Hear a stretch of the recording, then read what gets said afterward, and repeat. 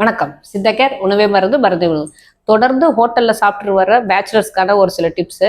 அவங்க வேற வழியே இல்லை. ஏன்னா ஊரை விட்டு வந்து தனியா வேலை செய்கிறாங்க, இல்லைன்னா படிக்கிறாங்க. அவங்க தனியா ஒரு மெஸ்லேயோ இல்லை வேற எங்கேயாவது சமைச்சு சாப்பிடவும் முடியாத பட்சத்தில் அவங்க டெய்லி ஹோட்டலில் சாப்பிட வேண்டி வரும். இப்படி தொடர்ந்து ஹோட்டலில் சாப்பிட்றதால அவங்களுக்கு அமீபியாசிஸ்னு ஒரு நோய் வரும். அதாவது குடல் அழற்சி, வயிறு வந்து புண்ணாயிடும். அதே மாதிரி எது சாப்பிட்டாலும் வயிற்றால போயிட்டு இருக்கும், பேதி ஆகிட்டே இருக்கும்.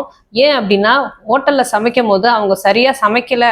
அதாவது சமைச்ச முடிச்ச பிறகு அந்த பாத்திரத்தை சரியாக கழுவுல, ஒரு சின்ன பழைய சமைச்ச சாமான் கொஞ்சம் ஒட்டியிருந்தாலும் சரி, அதே மாதிரி திரும்ப திரும்ப யூஸ் பண்ணுற எண்ணெயை திரும்ப திரும்ப யூஸ் பண்ணும் போதும் சரி, மசாலா சாமான் யூஸ் பண்ணும்போதும் சரி, இந்த அமீபியாசிஸ் நோய் வரும்.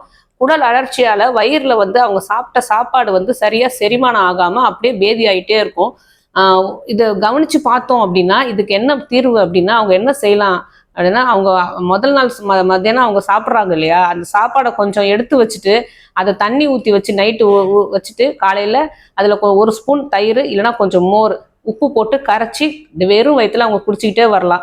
இது அவங்களுக்கு ஒரு நல்ல தீர்வாக அமையும். ஒரு வருஷம் இது மாதிரி அவங்க செஞ்சுக்கிட்டே வந்தாங்க அப்படின்னா இந்த குடல் அழற்சி நோய் வந்து குணமாகும். அதே மாதிரி இந்த அமீபியாசிஸ் என்ன பண்ணணும் அப்படின்னா, அமீபியாசிஸ் அதை தீர்வு காணணும் அப்படின்னா முக்கியமாக அவங்க ஹோட்டலில் சாப்பிட்றத தவிர்த்தணும். அப்படி முடியாத பட்சத்தில் நிறைய மசாலா சாமான் சேர்க்காத உணவுகளாக மட்டும்தான் அவங்க தேர்ந்தெடுத்து சாப்பிட வேண்டி வரும். சைட் டிஷ்ஷு, மெயின் டிஷ்ஷை கொஞ்சம் அதிகமாக சாப்பிட்டு, இட்லி தோசை சாப்பிட்றாங்க, சாதம் சாப்பிட்றாங்க அப்படின்னா அதை மட்டும் நிறையா சாப்பிட்டுட்டு கூட்டு குழம்புலாம் குறைச்சிட்டு எல்லாத்துலேயுமே கொஞ்சம் அவங்க தண்ணி ஊற்றிக்கலாம். கொஞ்சம் காரம் இல்லாமல் அவங்க சாப்பிட்டுக்கிட்டே வரணும். இது மாதிரி சில சில விஷயங்கள் டிப்ஸ் கவனிச்சுக்கிட்டு வரணும். இல்லைன்னா காய்கறிகளை அவங்க நிறைய ஹோட்டலில் தான் சாப்பிட்றாங்க அப்படின்னா மெஸ்ஸுக்கு கொஞ்சம் கொஞ்சமாக மாறிக்கலாம். காய்கறிகள் நிறைய யூஸ் பண்ண சொல்லி அவங்கள ரிக்வஸ்ட் பண்ணி கேட்டுக்கலாம். நிறைய பொரியலை மட்டும் சாதத்துக்கு போட்டு சாப்பிட்லாம். பக்கத்தில் கொஞ்சம் நெய் வாங்கி வச்சுக்கலாம். இந்த மாதிரி சின்ன சின்ன விஷயங்கள். நைட்டு ரொம்ப லேட் நைட் சாப்பிட்றத தவிர்த்துடலாம். ஃப்ரைடு ஐட்டம்ஸ் கண்டிப்பாக அவங்க ஒவ்வொரு ஹோட்டலாக ட்ரை பண்ணுறத கண்டிப்பாக தவிர்த்துடணும்.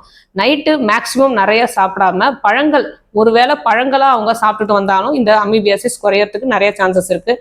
அப்படி இந்த பிரச்சனைலேருந்து மீள முடியல அப்படின்னா சித்த மருத்துவர் அணுகி எங்கள் சித்தா கேர்களை வந்து உங்களுக்கு தேவையான இந்த பிரச்சனைக்கு திறந்த தீர்வு காணலாம்.